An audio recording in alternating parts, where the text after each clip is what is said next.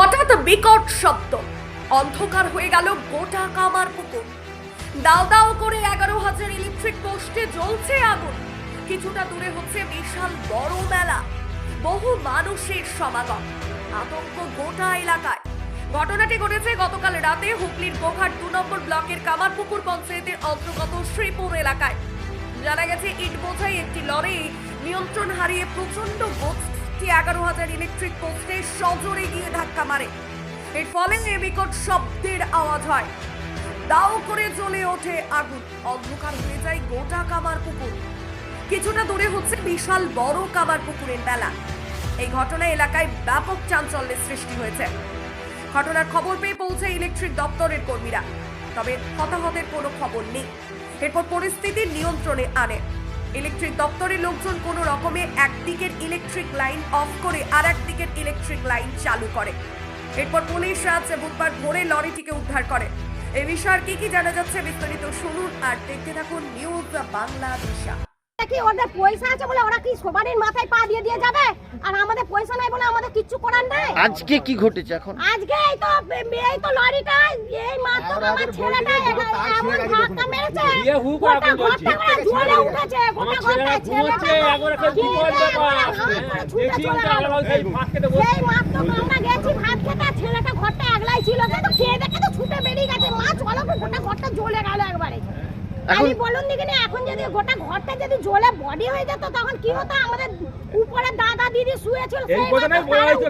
এইটা কি রাস্তার ধারে খুঁটি গাড়ার জন্য এরকম ঘটনা? হ্যাঁ, এটা খুঁটিটা গাড়ার জন্য এরকম। আমরা অনেকবার আপত্তি করেছি, বারণ করেছি, এসএস এর কাছে গেছি, তা সত্ত্বেও কেউ আমাদের কথা শুনেনি। এখন তো গোটা কামারপুকুর অন্ধকার।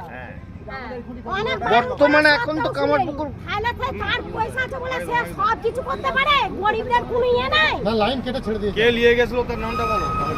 কারা করেছে?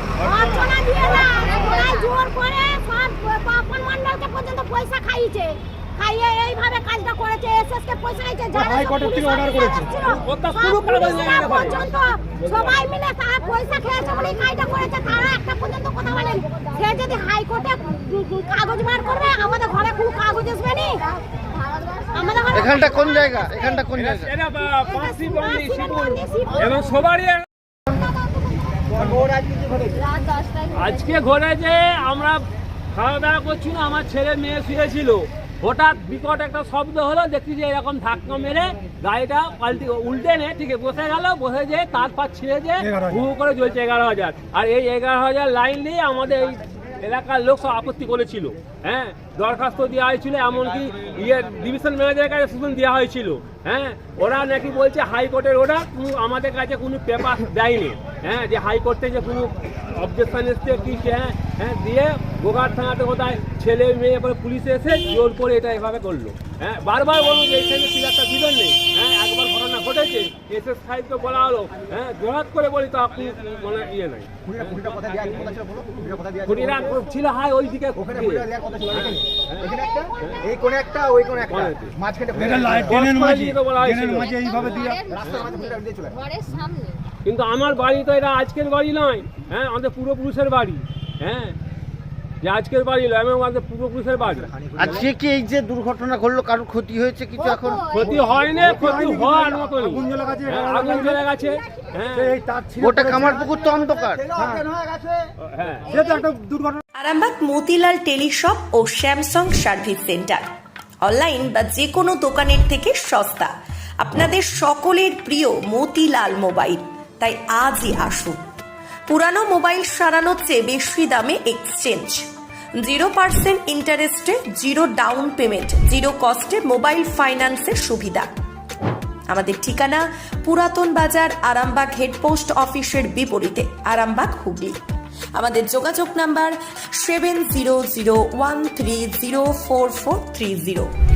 প্রিন্সিপাল অটো প্যালেস, এখানে পাবেন উন্নত মানের হিরো, হন্ডা এবং টিভিএস কোম্পানির বাইক। বিশেষ অফার চলছে, আজই যোগাযোগ করুন। দিঘরা, নতুন বাজার, বালি, গোঘাট, হুগলি। যোগাযোগের নম্বর 8900011146। দেরি না করে আজই আসুন। ওমরা হজ যেতে চান? অল্প খরচে হুগলির আরামবাগ শহরের আল মুত্তাকিন ইন্টারন্যাশনাল ট্রাভেলস নিয়ে যাচ্ছে মক্কা মদিনায়। আর দেরি না করে বিস্তারিত জানতে আজই ফোন করুন 9775752587 নম্বরে।